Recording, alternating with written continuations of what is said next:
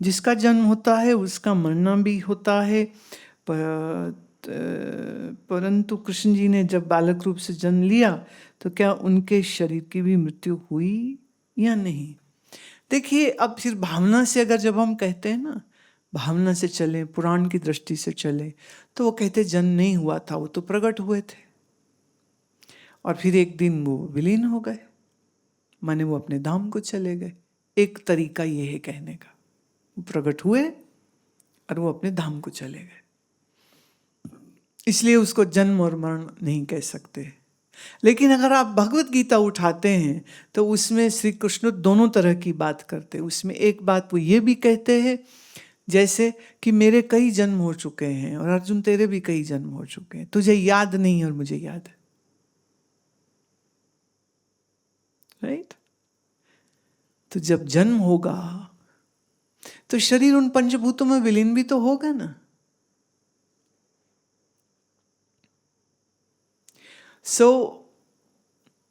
ये कहने में कोई दो राय नहीं, जिन पंचभूतों के समंदर में एक लहर उठी, देह बनी, उसी पंचभूत में एक दिन वो लहर जो है, वो देह जो है वो विलीन हो गई। और श्री कृष्ण वो तो स्वयं में अजन्मा थे, अजन्मा हैं। और दूसरी बात यह है कि जैसे आप यूँ जानिए कि ये थोड़ी सी चीज जल्दी समझ नहीं आएगी, पर विभूतिपाद में पतंजलि के ये बात उन्होंने कही है कि जो योग की श्रेष्ठतम शक्तियां जिसके पास आ जाती हैं वो नई सृष्टि सृजन करने की भी ताकत रखता है। मतलब एक नया शरीर बनाने और उस शरीर को वापस पंच तत्व में लीन करने का, आउट ऑफ, जिसको आप कहोगे ना, out of nowhere the body is there, this very much possible.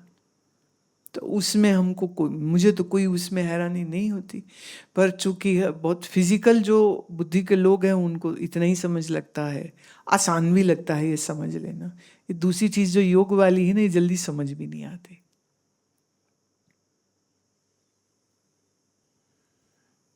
जैसे कुछ इंग्रेडिएंट्स हों और आपके पास टेक्नोलॉजी हो तो आप वो चीज बना सकते हो, पर अगर टेक्नोलॉजी नहीं है, इंग्रेडिएंट नहीं है, तो आप कैसे बनाएंगे? तो विभूतिपाद इसके एक बड़ी लंबी चौड़ी डिटेल जो है वो दे देता है कि योगी क्या क्या कर सकता है। और याद रहे, श्री कृष्ण को हम योगेश्वर कहते। तो योग की दृष्टि से श्री कृष्ण योग की उच्चतम शक्तियों के साथ ही शरीर धारण किए थे, तो उनके लिए कुछ भी असंभव नहीं, कुछ भी असंभव नहीं। चूंकि कुछ भी असंभव नहीं, इसलिए हम उनको ईश्वर कहते हैं। आर्य समाज की दृष्टिकोण थोड़ी अलग है। आर्य समाज अवतारवाद नहीं मानता है। वो कहते हैं सब प्रकृति के द्वारा ही शरीर जन्मते हैं और प्रकृति के अनुसार शरीर मरते हैं। वो श्री राम का हो कि चाहे श्री कृष्ण का हो। तो आर्य समाज ये कहता है, चूंकि वो अवतारवाद नहीं मानता, चूंकि वो ईश्वर को निर्गुण और निराकार मानता है, चूंकि वो ईश्वर को सरगुण साकार नहीं मानता, इसलिए वो बिल्कुल सिरे से इस बात को नकार देते हैं। लेकिन जो पुराण को जानता है, श्रद्धा से पढ़ता है, उसका श्रीमद् भागवत में भाव है, तो उनकी दृष्टि से वो अपने स्व इच्छा से शरीर बनाया और स्व इच्छा से शरीर को उसी माया में लीन किया। भगवान उसमें कहते भी हैं गीता में कि ये जो तुम देह मेरे सामने देख रहे हो, ये तो माया रचित है, पर मैं सिर्फ मनुष्य नहीं हूँ। पर उसके दो अर्थ आते हैं, एक ये कि वो ईश्वर हैं और दूसरा ये कि हर आत्मा अशरीरी है। ईश्वरा सर्वभूतानां हृदय अर्जुन तिष्ठति। हर हृदय में आत्मरूप होकर के भगवान कहते हैं वही तो है और वो मैं ही तो हूँ। अब ये वेदांत का जो उच्चतम ज्ञान है वो उस तल की बात हो जाती। सो ईश्वर का अवतार माने तो माया से शरीर बनाया, माया में लीन कर दिया, कोई बड़ी बात नहीं। जैसे इस समय पर बहुत जबरदस्त काम चल रहा है, जैसे रोबोट बना लिया इन्होंने, अभी उसको एक ह्यूमन फेस दे दिया इन्होंने, right? Now they want to work on meta human. माने वो देखने में बिल्कुल मनुष्य लगेगा बट एक्चुअली वो रोबोट होगा। अब उसकी क्रिएशन किसी साइंटिस्ट ने करनी है।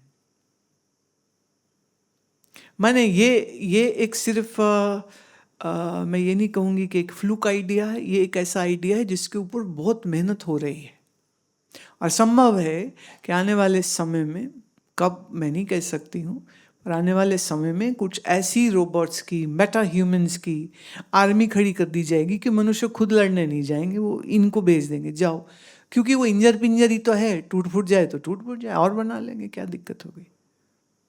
उसे कहते हैं Meta human. It's not a science fiction. Some things are really being worked upon. Some things are progressing greatly. Some things will be possible for us to see and maybe not. But विभूतिपाद जो है ना, वो योग की जिन विभूति माने शक्तियां, जिन शक्तियों की बात विभूति बात करता है, वो सारी की सारी श्री कृष्ण में है। इसलिए उसके लिए कुछ भी असंभव नहीं, कुछ भी नहीं असंभव। लेकिन अगर हम आर्य समाज की दृष्टि से देखें तो वो कहते हैं कि वो महापुरुष थे, अवतार नहीं थे, क्योंकि वो अवतार मानते नहीं। दो है ना, एक साकारवादी है, एक निराकारवादी है। एक कहेंगे वो सिर्फ साकार है, एक नहीं निराकार है। और वेदांत कहता है सच्चिदानंद पर ब्रह्म वही सत्याधार अधिष्ठान रूप से, बाकी सब नाम रूपात्मक मिथ्या अनिर्वचनीय दर्शन दे रहा है सब कुछ।